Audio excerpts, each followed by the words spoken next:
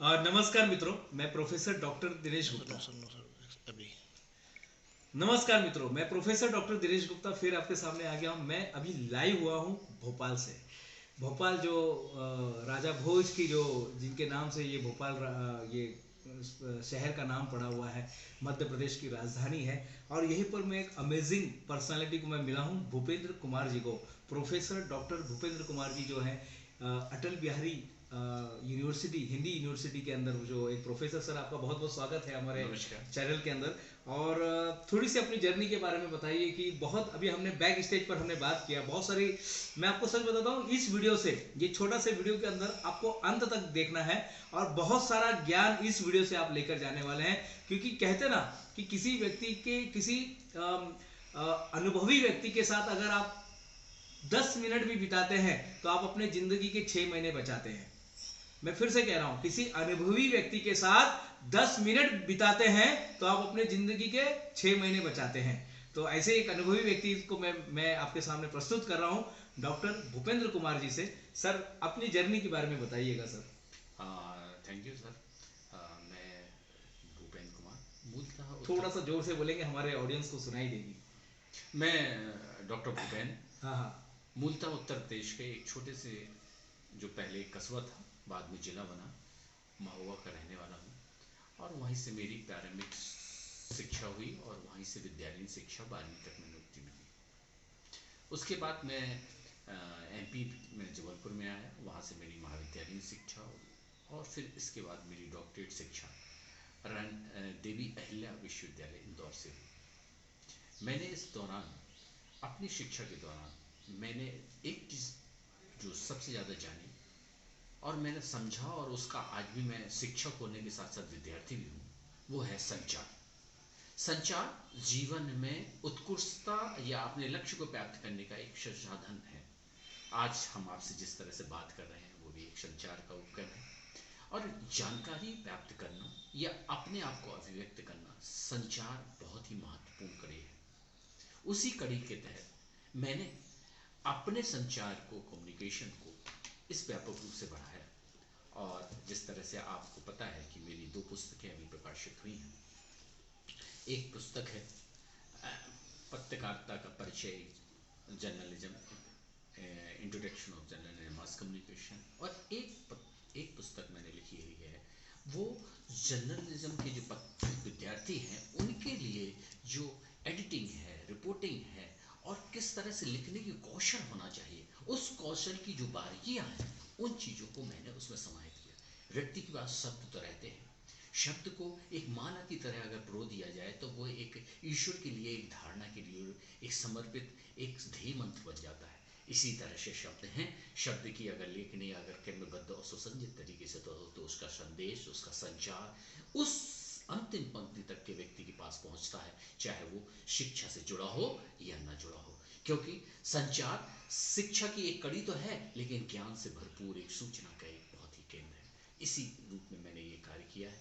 आज मुझे बड़ा हर्ष हुआ कि ये पुस्तक विद्यार्थियों के लिए, और मेरा मानना है कि वैश्विक रूप से भी ये सिर्फ संचार के विद्यार्थियों के लिए नहीं, अपितु शिक्षकों और किसी भी संकाय के विद्यार्थियों, उन सब के लिए ये न्यायोचित पुस्तक होगी और उनके जीवन के लिए बहुत ही क्या आवश्यक। संदेश सर, आप डॉक्टर भूपेंद्र सर क्या संदेश देना चाहते हैं युवाओं को जो इस करियर में ग्रो करना चाहते हैं, आगे बढ़ना चाहते हैं?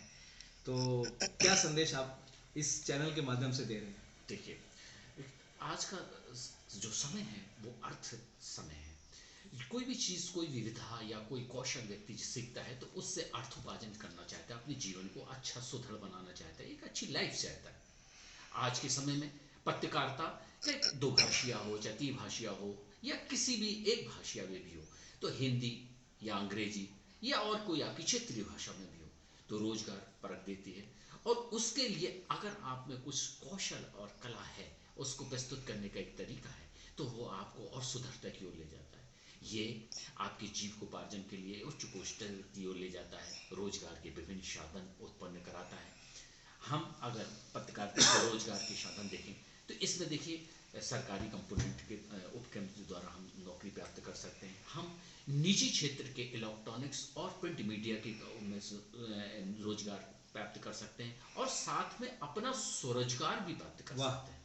बहुत इस और स्वरोजगार से आपकी जो स्वतंत्रता है, आपकी जो अभिव्यक्ति है, जो आपका आपके अंदर जो मन में जो करने की क्षमता है, वो आप प्रबलता से दर्शकों तक पहुंचा सकते हैं, पाठकों के पास पहुंचा सकते हैं। और आज के समय में जो चौथा कंपोनेंट है सोशल मीडिया, वो तो इतना ही सशक्त है कि जैसे आप हमसे आज बात कर रहे हैं और क्षण भर में ये संदेश पूरा वैश्विक रूप से आ जाएगा।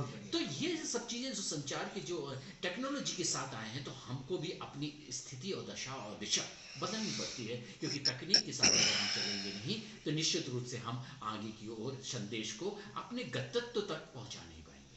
बहुत बढ़िया सर, आपने इतनी अच्छी बातें बताई कि करियर के जो कितने जबरदस्त ऑप्शन है। अगर मुझे आज से कुछ करना है, आज फ्रॉम इसी क्षण से मुझे कुछ करना है इस जर्नलिज्म के लिए, मैं क्या कर, क्योंकि आप तो इसमें माहिर है, पारंगत हैं आप,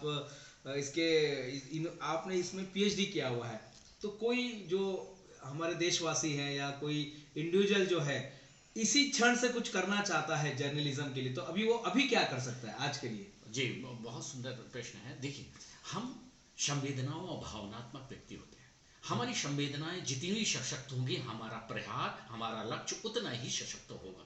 हमारी संवेदनाएं आज के युग में समाज सेहीनता के कारण, समाज की उपेक्षा के कारण, राष्ट्र के नेताओं की उपेक्षा के कारण हम लोग निष्क्रिय हो जा रहे हैं और एकाजीवी हो रहे हैं। इसलिए हमें हमारा दृष्टिकोण बड़ा होना चाहिए। हम जब विद्यार्थी को पढ़ाते हैं तो हम कहते हैं कि हमको सूचना को सूंघने की क्षमता होनी चाहिए, उसकी संवेदनाओं की क्षमता होनी चाहिए। बहुत अच्छा, मैं इंटरप्ट कर रहा हूँ, सूचना को सूंघने की क्षमता होनी चाहिए। सूचना यानी जब आप जागृत मन में रहेंगे, जब अवेयरनेस रहेंगे, तभी ये हो सकता है, नहीं तो बहुत सारे बेहोशी में जी रहे। कंटिन्यू कीजिएगा। जी, इसी चीज को जब हम कहते हैं कि हम किसी भी चीज की, आज अगर हम सनातन धर्म की या किसी भी चीज की नहीं, तो प्रकृति से विवेचना होती है। आज अगर हम मानव की राशियों के बारे में बात करें तो सिंह राशि, तुला राशि, ये सब प्रकृति के विभिन्न अवयव हैं जो वनस्पति पे आधारित हैं या किसी जीव जंतु पर आधारित। इसीलिए हम पत्रकारिता पढ़ाते हैं तो हम कहते हैं कि आपको कैसा होना चाहिए, आपको एक डॉगी की तरह होना चाहिए। और डॉगी कैसा होना चाहिए कि जर्मन शेपर्ड हो, कि आपका देसी हो, चाहे आपका विदेशी नस्ल का हो, उसके अंदर क्या होती है, वो गुण होती है सूंघने की, सूचना, उसको काटने की क्षमता होती है कि ऐसे उपद्रवी जो समाज के रियायतकार हैं उनको हम काट सकें, और ऐसे चीज जो समाज के हितकारी हैं उनकी हम पीछे फॉलो अप कर सकें, उनके ऊपर जा सकें। और हम इस तरह से बैठे रहें जैसे कुत्ता एक शांति भाव से बैठा रहता है, लेकिन जैसे ही उसके ऊपर हमला होता है वो लपकती है। तो पत्रकार के अंदर वही गुण होने चाहिए जो एक डॉगी के रूप में होते हैं। वो आपकी क्षमता है कि आप डॉगी किस रूप का बनना चाहते हैं। आप डॉगी एक गली का बनना चाहते हैं, एक राष्ट्र का बनना चाहते हैं, एक मोहल्ले का, या एक वैश्विक रूप से बनना चाहते हैं। ये आपको अपने मना स्थिति, अपने विवेक, अपने अध्ययन, अपने लोगों की सानिध्यता से ही हासिल करेंगे। मित्रों, बहुत अच्छी बात बताई सर ने अभी, डॉक्टर भूपेंद्र सर ने। मुझे याद आ रहा है कि डॉक्टर हमारे भगवान है दत्तात्रेय भगवान। दत्तात्रेय भगवान के 24 गुरु हैं, जिसमें से एक गुरु उन्होंने श्वान को बनाया हुआ है, डॉगी को बनाया हुआ है। और अब मुझे वो समझ में आ रहा है आपसे बात करते हुए या इस आपकी बातों को सुनकर कि उन्होंने 24वां गुरु जो बनाया था, उन्होंने डॉगी को क्यों बनाया था।